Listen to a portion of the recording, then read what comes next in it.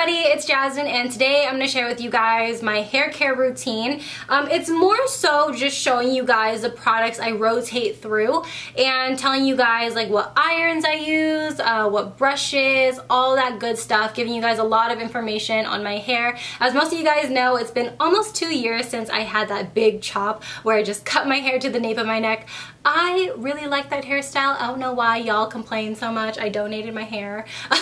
But since then, I had 2 haircuts, and the last haircut that I had was about 2 weeks ago. All I got was some bangs, and I also got a lot of layers, and then I cut an extra few inches off the actual length of my hair. This is what my hair length is at the moment. As you can see, it's pretty long, and if I did not cut it, it would have been the initial length that I had before the big chop. So my hair naturally grows really fast, and the thing about me and the thing about my scalp before I get started into the video is that I have a very dry scalp. I'm very prone to dandruff. I have dry hair. It's very thick. If you're Cambodian, you most likely have thick hair unless you just bleach it and dye it all the time. But my hair is all virgin, and so it's just very thick, very luscious, and it gets tangled easily. I have a lot of frizzies going on. But for the sake of this video, I'm just gonna run through some products that I really enjoy. So let's start with shampoo and conditioner because everybody showers. I have gone through a lot of shampoos and conditioners, and this is the current one that I'm using. And this one is a natural shampoo. This is the EO Essential Sulfate-Free Shampoo. This is the Rosemary and Mint one. When I was using this, when I first started, I found that my scalp was getting more itchy. And I think it might be the rosemary in this because I heard mint is great if you have dandruff, but I think the rosemary mixed into it wasn't a great concoction. And so I decided to take this hair mask that I had under my sink. It was this tea tree hair mask, and I just squeezed it in the bottle, mixed it around, and then I just applied it to my scalp, and it worked wonders. This makes my scalp feel so refreshed, and it doesn't weigh down my hair at all, which is really nice. And then for the conditioner, I have a Paul Mitchell conditioner. This is the extra body conditioner, and it's supposed to thicken and detangle your hair, which is what I always look for. I always look for a detangling shampoo, an anti-frizz product. Those two are my saving grace. I don't think I would ever get satisfied with my hair if it weren't for those 2 descriptions. And as most of you guys know, I am trying really hard to make sure my hair care, my skin care, as well as my body care is as cruelty-free as possible. But there are some items that I'm still working out because some of them, they were samples, and you know, I just want to get rid of it instead of just throwing it away. You know what I mean? And so for the longest time, I was an Herbal Essence girl. I've been an Herbal Essence girl since day 1. I love them so much. I felt like they really made my hair soft, smell good. It was just everything that I needed. But then I just kind of fell off because I realized they tested on animals, and so a lot of you guys told me try Not Your Mother's, and so I did try Not Your Mother's. I tried the shampoo and conditioner that was in the teal bottle. It was a light blue bottle, and that made me have the worst dandruff ever. So that's the reason why I'm stuck with these products, because I know they work, and I haven't had a big dandruff issue for about 2 months, which is amazing. But since I was using Herbal Essence, sometimes the conditioner doesn't always condition my hair, so I was using a leave-in mask for the longest time. This one is by the brand Macadamia, and I got this at TJ Maxx a long time ago, and the reason why I don't throw it out is because there's so much product, and this is so expensive. So I just keep it in case I really need that deep moisture in my hair, because like I said, my hair is really thick, and sometimes I need a hair mask to really replenish my hair. Now, when I get out the shower, I obviously have to put something else in my hair, because if not, my hair will get frizzy and it won't remain as clean, because not only does my scalp get really dry, but it does not retain any scent. It does not retain any fragrance. So literally right when my hair dries, that is when I start to smell like I haven't showered, and it sucks. I don't know why that is, but these are the products that really help my hair. So as for the scalp, I only have 2 products that I use, and I've said this time and time again, I cannot dupe this product.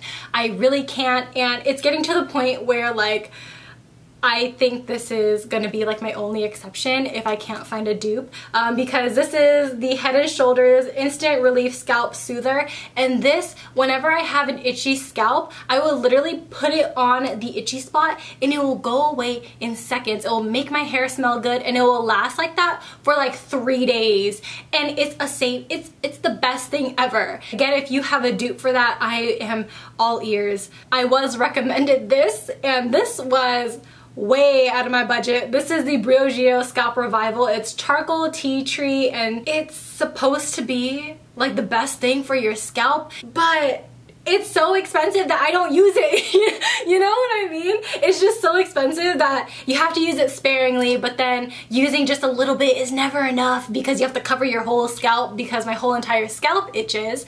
So this stuff really hurt my bank, and you know, if I had the money to buy a lot of it, I would. Let me read you the claims on the back. So this pH balanced scalp treatment is formulated with a unique complex of tea tree oil, biotin, panthenol, and witch hazel to soothe dry scalp itchiness and restore balance and hydration.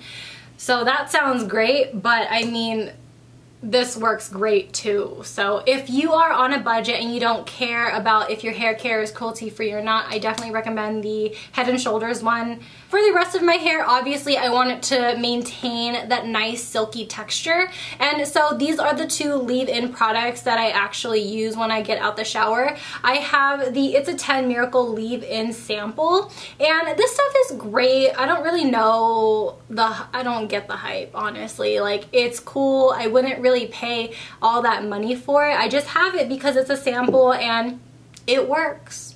It works great, but I don't think it's revolutionary at all.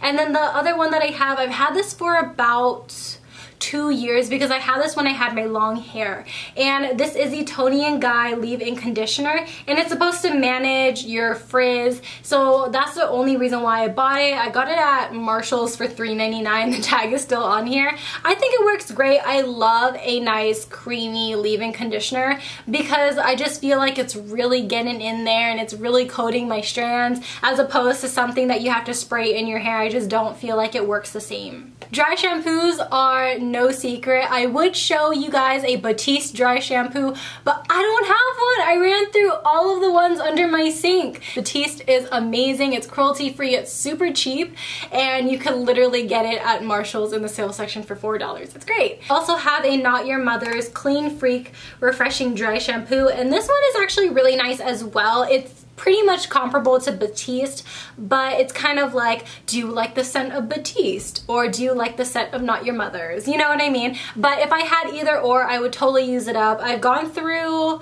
2 samples of these already, and I think this one might be my last one, but it works great. It's great to travel in. Lastly, I actually have a hair oil that I love. I think hair oils are an essential.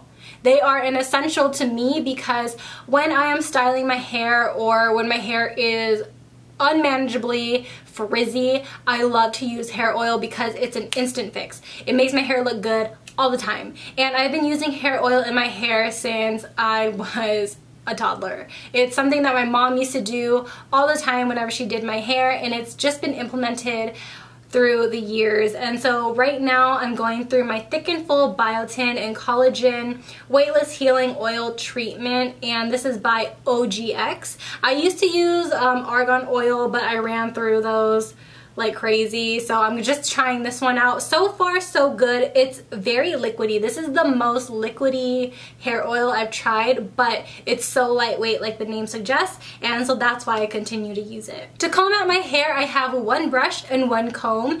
These 2 I feel like are so different because they are, and I feel like you guys should know the difference too. So normally it's recommended that you comb your hair with a wide tooth comb because you get less hair fallout, it's less tugging on your hair when you comb through it, and it just works fast because you cover more surface area. And as for the brush, my uncle bought this for me, but the one reason why I love this one out of any other brush is that the little bristles here are all metal. And so I feel like when you have really stubborn tangles like I do, like in the back of the neck, oh my god, when you have tangles in the back of your neck, those hurt like a mother. And so I love this for those really tough areas of my head that get tangled and frizzy, and this just works wonders. To style my hair, I have some really old tools, but they still work. They work fine.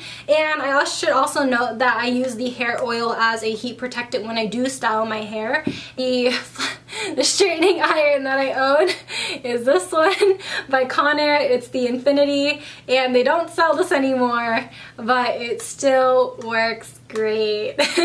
And normally to curl my hair, I like to use a very skinny wand. This one is also discontinued, but it looks like this.